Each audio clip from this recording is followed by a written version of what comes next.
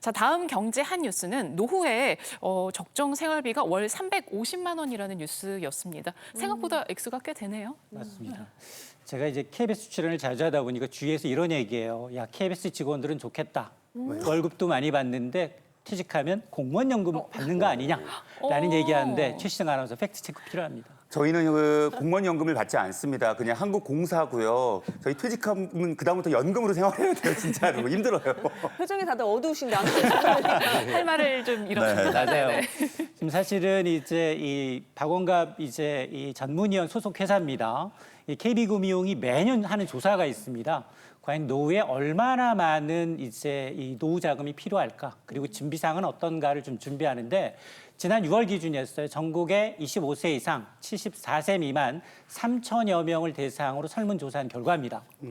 넉넉한 노후를 보내기 위해서 적어도 친구 만나서 좀 여가 생활해야 되고요. 그리고 1년에 한두 번 해외여행 좀 가야 되고 그다음에 손주 찾아오면 용돈도 줘야 되는데 이런 생활하기 위해서 얼마나 필요하십니까? 라는 질문에 월 평균 350만 원 정도면 좋겠다라는 겁니다. 자, 그러면 실제로 지금 얼마나 준비가 됐습니까? 받는 연금을 받아봤더니 받는 노후에 이 수입을 봤더니 230만 원. 근데 그 230만 원이라는 게 손주 용돈은커녕 의식주 해결하기 위한 최저 생계비에도 못 미치고 있다라는 얘기입니다. 자, 왜 이렇게 됐는지를 보니까 노후 준비 도대체 언제부터 시작했는지를 보니 응답자들이 대부분 48세부터 노후 준비 시작하는 거예요. 근데 은퇴 언제 하느냐? 56세부터 은퇴합니다. 맞아요. 8년 동안 나머지 반세기, 남은 인생을 준비하고 있다. 너무 짧잖아요. 자, 그러다 보니까 물론 대부분 이제 10명 중 6명은 연금에 의존하고 있는데 그러니까 더 일찍 준비하거나 아니면 더 많은 금액을 좀 축적할 필요가 있습니다. 저는 이제 정년하고 나도 아들이 이제 대학생 정도 될 테니까 교육비도 계속 들어갈 것 같기도 하고 그래서 굉장히 그 은퇴 후의 삶에 대해서 관심이 많은데 그 주택연금까지도 생각을 하고 있어요. 근데 제 주변에서 친구들은 주택연금에 대한 얘기는 거의 안 하더라고요. 왜 그런 거예요? 근데 이제 주택연금에 대해서 외국에서는 굉장히 높게 평가를 하고 있어요. 그런데 우리나라는 여전히 그 인식이 낮은 상황이다 이런 게 이제 통계로 나오는데요. 실제로 지금 주택연금을 가입하고 있거나 활용할 생각이 있는 분들이 한 33.3% 정도. 난 아니다.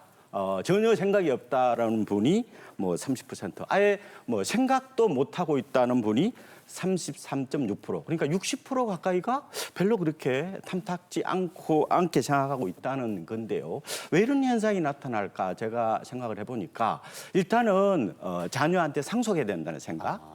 그리고 집값이 계속 오르니까 나중에 가입하면 어떨까. 그리고 최근에 이제 월세화 현상이 나타나고 있잖아요. 이러다 보니까 차라리 월세 받을까? 뭐 이런 생각들이 좀 겹쳐서 이런 통계가 나오지 않았느냐.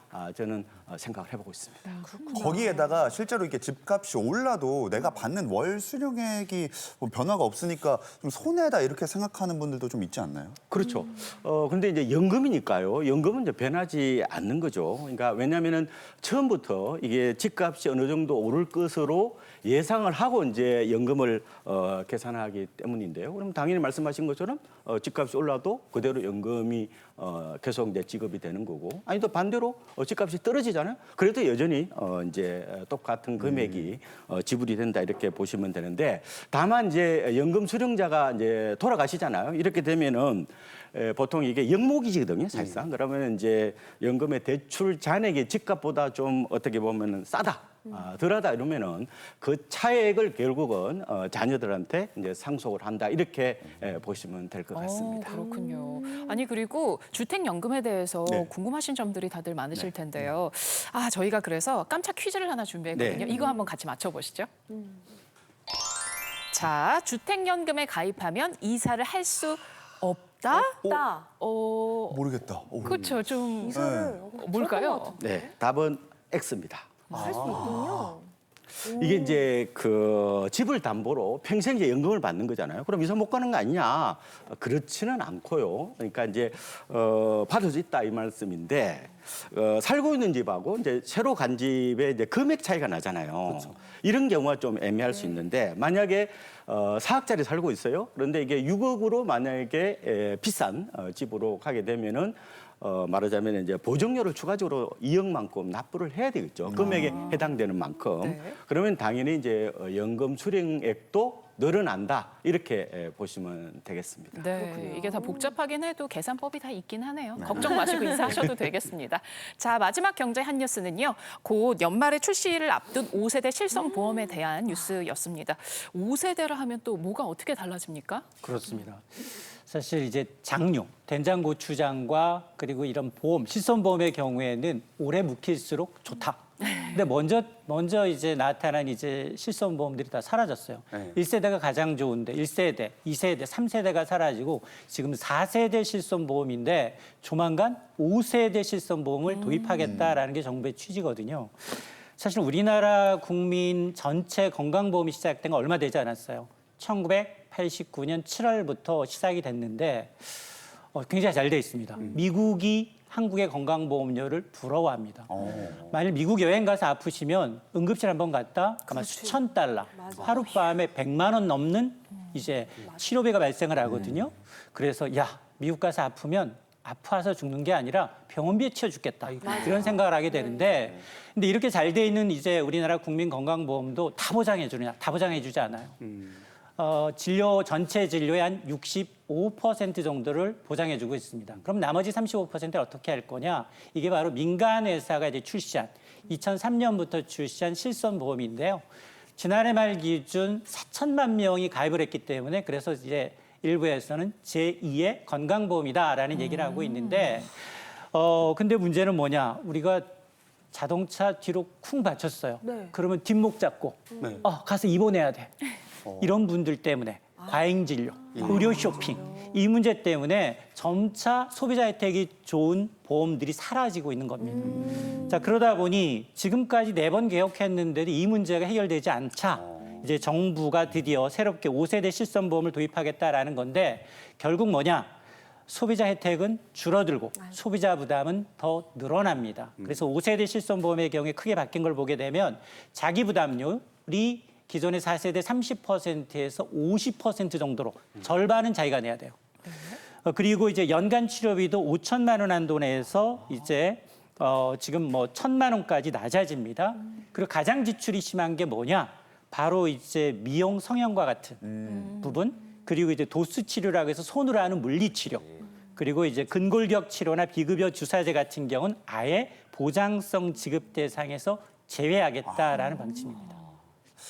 근데 이게 뭐 가입자 입장에서는 당연히 좀 손해라고 느껴질 수도 있지만 어쨌든 실손보험이 이게 민간의 영역인 거잖아요. 근데 정부가 왜 이렇게 적극적으로 나서는 거예요?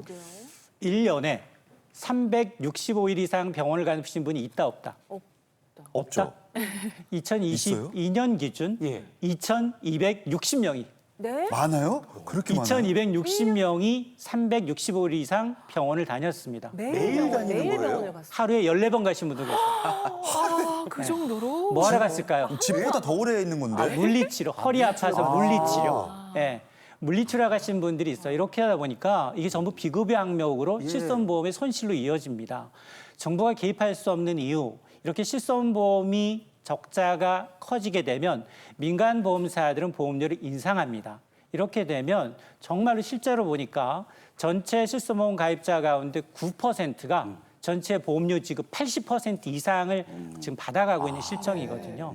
그러면 실손보험의 손해가 곧 선량한 전체 가입자들의 이제 손해로 이제 피해로 이어질 수 있기 때문에 이런 이제 보장성 보험이고 민간 영역이지만 정부가 개입을 통해서 이 실손보험을 좀 연속성, 지속성을 갖게 유지하겠다라는 취지입니다. 아니 저는 지금 깜짝 놀란 게 저는 좀 미련했나 봐요. 왜요? 저는 실손보험 가입한 지 20년이 넘었거든요. 근데 한 번도 실손보험을 안 탔어요.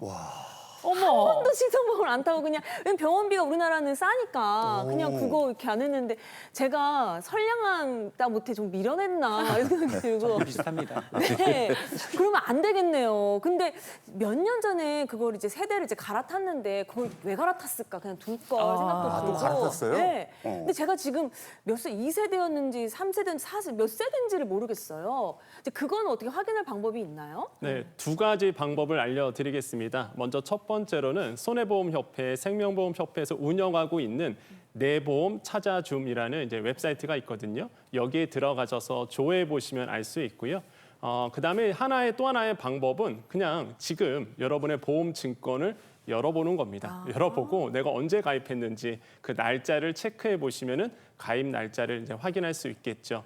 자, 그런데 이제는 앞서 말씀 주신 것처럼 이제 실손보험은요 세대별로 좀 나눠져 있다라는 거 기억을 하셔야 되겠습니다. 1세대, 2세대, 3세대 나 있는데 중요한 게 2세대 실손보험은요 초기와 후기로 나눠져 있습니다. 가장 큰 특징은 재가입 주기예요. 재가입 주기가 뭡니까? 내가 예를 들어서 2세대 후기 같은 경우에는 15년 재가입주가 되어 있죠.